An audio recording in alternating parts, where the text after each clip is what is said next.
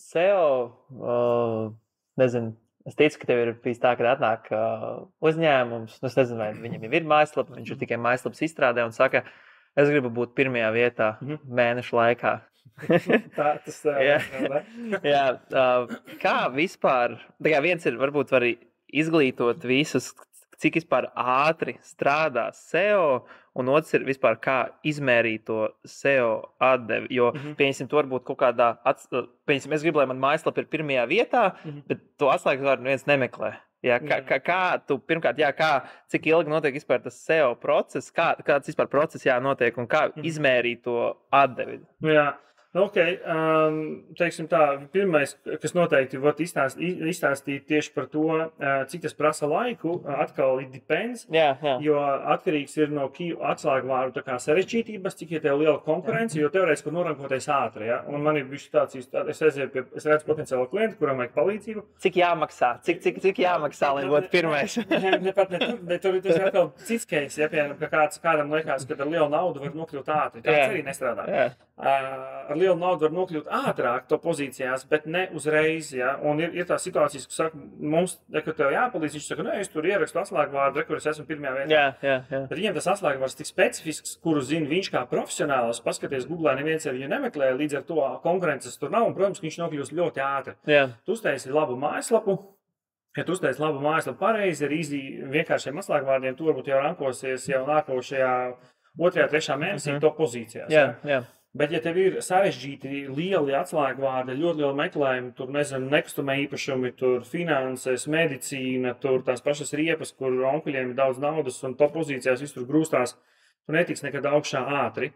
Ja, līdz ar to takes time un Googlē optimizācijā vēl tur tas knifs ir tāds, ka tu nevari ātri ar lielu naudu sabūvēt daudz backlinkus un tur sadzīt visu, ko iekšā, jo Googlē jāizskatās, ka tev tā autoritāte veidojas organiski. Ja? Tu nevari tā kā vienkārši, es tev 10,000 pilnīgi jaunam mazam internetu veikalam, tu tā kā, nezinu, motorolleriem pēkšņi tur piekariem, nezinu, ko viņš vienkārši pārd. Jā.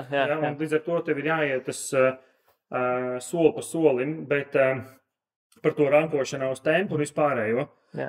Par to izmērīšanu, tās atdeves, tur ir dažādi veidi, kā tu vari izmērīt to atdevi vispār, kas tiek KPI. Pirmais ir noteikti, tātad jūs nolemiet, ar kādiem atslēgvārdiem jūs gribat būt šajās top pozīcijās. Tur izdomāt, ok, mums ar šiem jābūt, jūs tur varat redzēt to atslēgvārdu, kā viņi meklē, cik ir meklējums mēnesī, cik potenciāli varētu nākt no viņa apmeklētāji.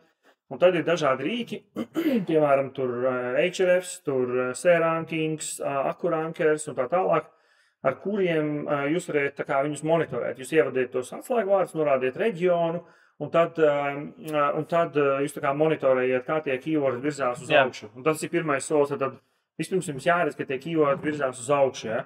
Tad jūs varat monitorēt savas pozīcijas attiecībā pret konkurentiem. Jūs varat tajos rīkos uzstādīt tos atslēgvārdus, pielikt konkurentus, un jūs varat redzēt, kādās pozīcijās ir konkurenti attiecībā pret jums. Ja?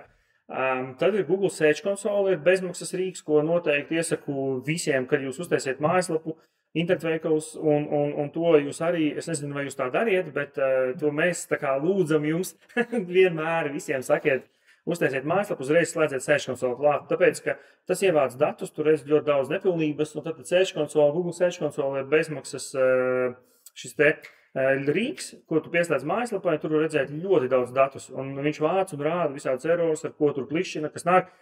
Attiecīgi var redzēt klišķu skaitu dienā, mēnesī un tā tālāk, un tad tu vari mērīt, tātad keyword pozīcijas tu skaties, līdz ar to nāk kaut kādi cilvēki, tu vari redzēt, cik bieži cilvēki ar kādiem meklējumiem redz tavu mājaslapu, cik bieži cilvēki klišķina uz tavas mājaslapas, ar kādiem atslēgvārdiem. Tu vari skatīties par iepriekšējo mēnesi, tu vari skatīties par iepriekšējo gadu, un līdz ar to tu redzēt to trafika kā pieaugumu vai kritumu. Tad, protams, Google Analytics, kas arī ir bezmaksas rīks, tur tu vari redzēt apmeklētības pieaugumu. Tev patīk jaunais Analytics? Atšķirībā no vecā. Man besī. Neko neteikšu, bet nē, tu tā kā sāc pierast pie viņa, bet viņš besī. Viņš ir pa modernāks, bet besī. Jā, un tāpēc mēs uzņēmējiem taisām tā kā dashboardus, kur viņi, lūk, ir data studio, kur viņi var pastīties tas, kas viņiem interesē. Ja realitātē tas analītiks nav priekš cilvēkiem taisīts. Bet tajā analītikā to skatīties tos apmeklētājus, no kādiem kanāliem nācis, attiecīgi arī no organika pret iepriekšējā mēnesi, pret pagājušo gadu, plus tu vari redzēt konversijas. Jā.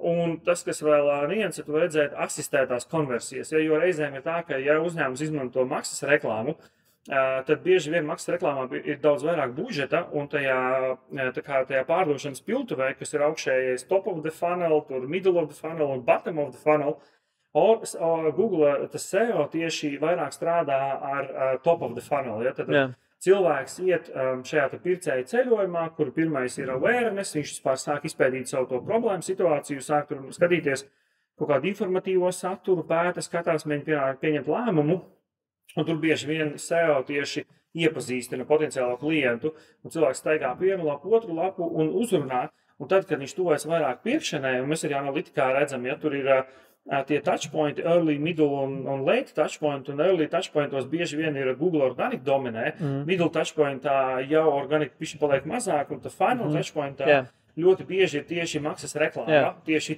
viņas tā kā nofinišē līdz galam to pirkumu, un līdz ar to bieži analītikā skatoties izskatās, ka pirkumus ienes vairāk maksas reklāma nekā organiks proporcionāli.